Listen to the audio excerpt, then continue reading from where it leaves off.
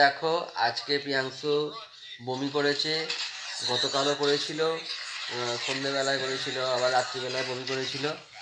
তো আজকে ভাবলাম বোধহয় ভালো হয়ে গেছে, কারণ ওকে ওষুধ খাওয়ানো হয়েছিল, কিছুক্ষণ ভালো ছিল।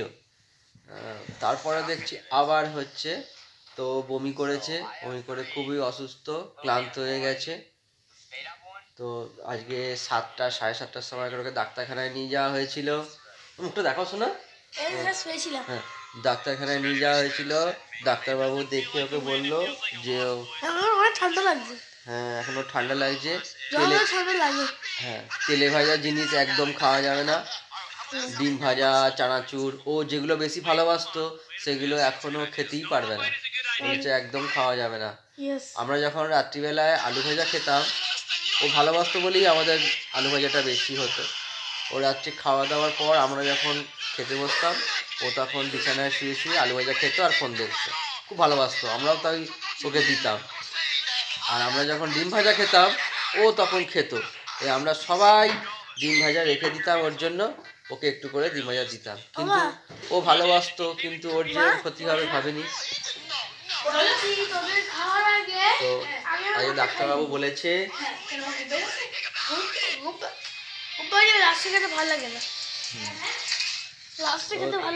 বমি বমি ভাব এখনো আছে, ওষুধ খাওয়ানো হয়েছে।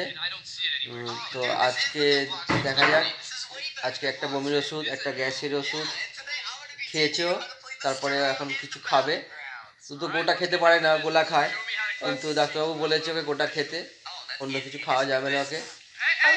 ডাক্তারবাবু বললেন নাকি? আমার তো নিজের ইচ্ছা করে গোটা গোটা গোলাটি খাচ্ছি, তাও ওরকম হয়ে যাচ্ছে। হ্যাঁ, ও অনেক বমি করেছে, যা খেয়েছে সব তুলে দিয়েছে, এটা কিচ্ছু নেই। এত কষ্ট হচ্ছিল বমি করে করে ওর। তো হ্যাঁ, তো ও ডাক্তারবাবু ওষুধ দেওয়ার পর ও খেতে একটুখানি বলছে ভালো আছি।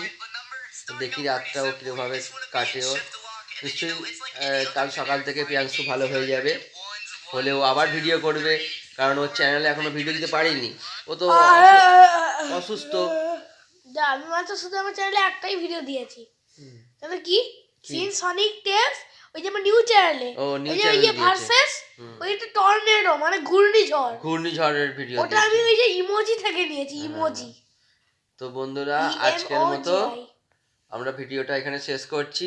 আবার কালকে প্রিয়াংশু কীরকম ভালো থাকে তো নিশ্চয়ই আমি ভিডিও করব, তোমরা দেখতে পাবে। তো আজকের মতো টাটা, বাই বাই, খতম।